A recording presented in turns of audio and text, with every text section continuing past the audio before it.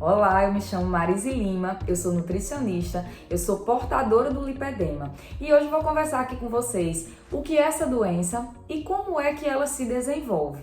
O lipedema é uma condição crônica que afeta principalmente as mulheres. Mais de 10% da população feminina pode ser afetada pelo lipedema. Ele é caracterizado pelo acúmulo anormal de gordura, principalmente nas coxas, nas pernas, no glúteo e em algumas mulheres também nos braços. E esse acúmulo de gordura, ele acaba ficando desproporcional quando comparado ao tronco. Para as mulheres que não têm no braço, então normalmente elas possuem esse perfil superior bem mais fino e a parte inferior elas possuem uma quantidade de gordura bem exagerada. Essa gordura, ela tem um perfil mais inflamatório. É uma gordura que ela é diferente de um tecido adiposo normal. No tecido adiposo comum, essas células elas são mais juntas, diferente do tecido adiposo do lipedema, em que essas células elas acabam formando nódulos e tem uma quantidade muito grande de elastina, de fibras de colágeno ali entre esse tecido. A causa exata do lipedema ainda está sendo bem discutida, mas que se sabe que tem aí um fator hormonal que vai ter uma influência e também o fator genético. Como acomete principalmente mulheres, então ela está bem ligada à questão do cromossomo X dominante. Alguns homens podem apresentar, mas os casos que tem relatado na literatura são de homens que tiveram alguma alteração na questão da testosterona e que tiveram um grande aumento na quantidade do estrógeno. Então isso não é comum de acontecer. E nesses homens que tiveram esse comportamento do lipedema, eles tinham essa condição hormonal aí bem diferente de uma condição normal, que os homens têm o estrógeno bem mais baixo e a testosterona bem mais alta. Então, além da contribuição genética, o principal gatilho que se observa para o desenvolvimento do lipedema são os gatilhos hormonais, que isso pode acontecer na puberdade, no uso do anticoncepcional, na gestação e na menopausa. Esses são os 4 principais gatilhos que fazem desencadear essa doença. Então, você já tem o lipedema ali por um fator genético.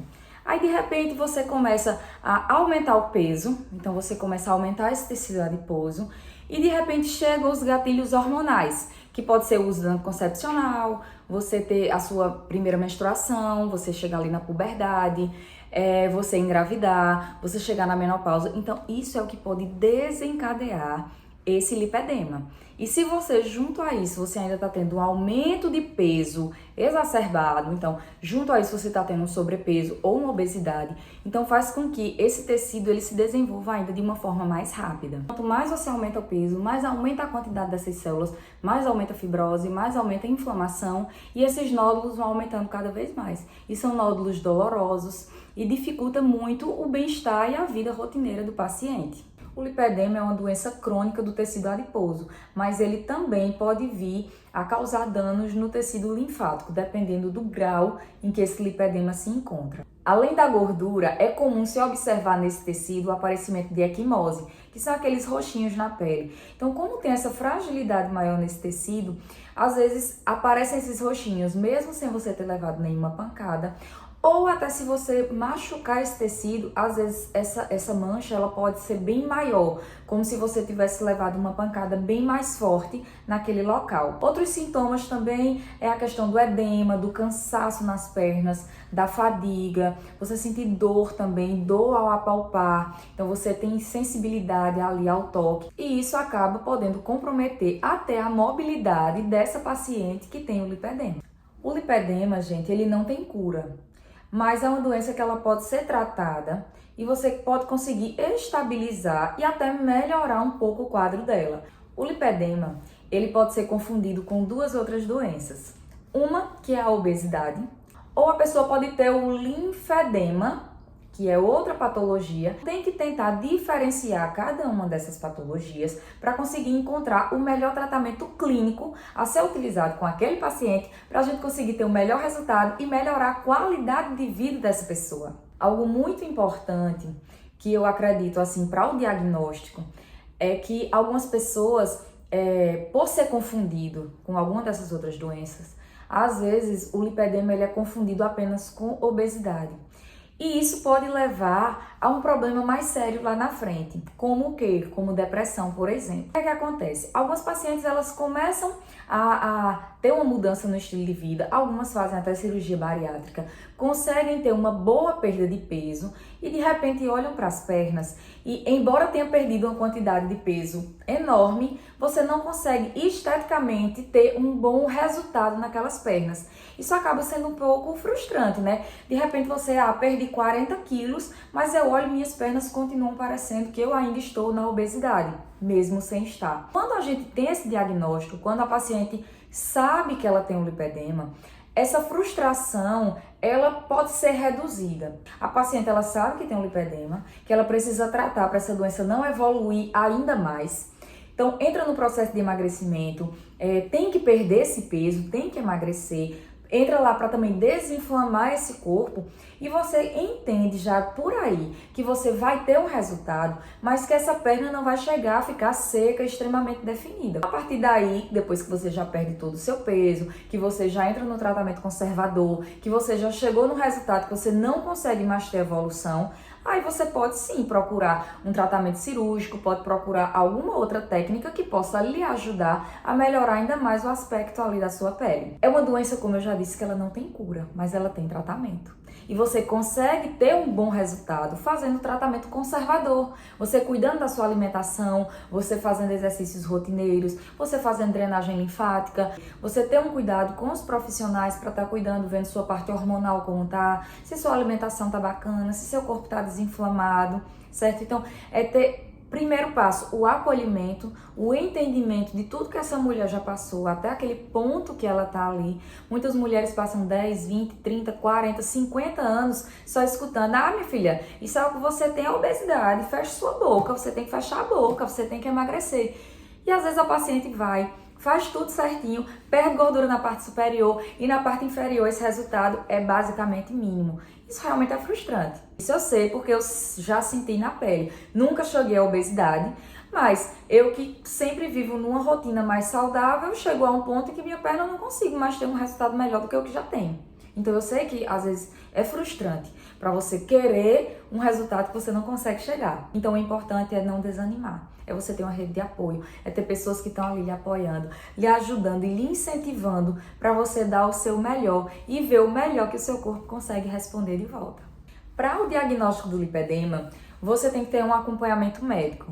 Pode ser feito por um vascular, pode ser feito por um endocrinologista, tá? Por um cirurgião plástico. Alguns exames complementares podem ser passados, como ultrassom, como a densitometria do corpo inteiro e uma boa anamnese. Ele entender como é sua rotina, entender tudo o que você faz e o exame clínico, que ele observar seu corpo, observar ali como é que você tá, como tá a sua pele, se tem granulações, se é só celulite. Então, observar você tanto na parte clínica, como observar, fazer uma anamnese para entender como é sua rotina e também fazer alguns exames complementares. Aí esse médico pode sim chegar a um diagnóstico para você saber se você tem lipedema ou não.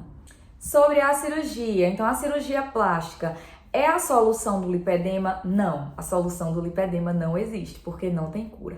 Mas a cirurgia seria a última opção a ser feita para aquela paciente, porque a primeira coisa a ser feita é mudar os hábitos alimentares, é fazer com que a paciente tenha ali uma alimentação mais saudável, uma alimentação bem anti-inflamatória, para que esse corpo responda bem, para que ele desinflame e você consiga ter uma melhor mobilidade, para que você diminua a dor, para que você tenha uma melhor qualidade de vida. Diante de tudo isso, se você vê que ainda deseja ter uma melhoria, tanto se for por questão de mobilidade ainda, se for apenas por uma questão estética, depois que você já está no tratamento conservador, então eu mesmo sou totalmente a favor de fazer uma cirurgia plástica. A cirurgia plástica, gente, é a última opção no tratamento. Então você não pode fazer, não deve, na verdade, fazer uma cirurgia plástica se você ainda não está no tratamento conservador. Se você não está ali desinflamando seu corpo, se você não está ali fazendo o possível para o seu corpo responder da melhor forma, tá? Então, o ideal é que você inicie fazendo o tratamento conservador e a sua última opção seria a cirurgia plástica. E lembrando que mesmo fazendo a cirurgia plástica, você tem que permanecer depois no tratamento conservador. Essas células que foram retiradas na cirurgia plástica, essas células elas não voltam. Mas se você desregrar totalmente na alimentação, outras células elas podem vir a surgir. E esse lipedema pode voltar sim, não das que foram removidas, mas de outras células que podem aparecer ali. Elas podem aumentar de tamanho, ou seja, sofrer uma hipertrofia e também uma hiperplasia, ou seja, aumentar a quantidade dessas células nesse tecido. Então esse lipedema ele pode voltar sim, não necessariamente no mesmo lugar, mas ele pode voltar no braço, ele pode voltar em algum outro local que você não tinha antes. Então, mesmo fazendo a cirurgia, você não tem a certeza de que não vai ter mais nenhum sintoma. Você tem que manter o tratamento conservador para que esse lipedema ele se mantenha estabilizado e ele não venha a ter uma progressão mesmo após a cirurgia plástica. Gostou desse vídeo? Então já aproveita para se inscrever aqui no canal, curte e deixa aqui o seu comentário. Vai ser um prazer saber a sua opinião sobre esse assunto. E até o nosso próximo vídeo.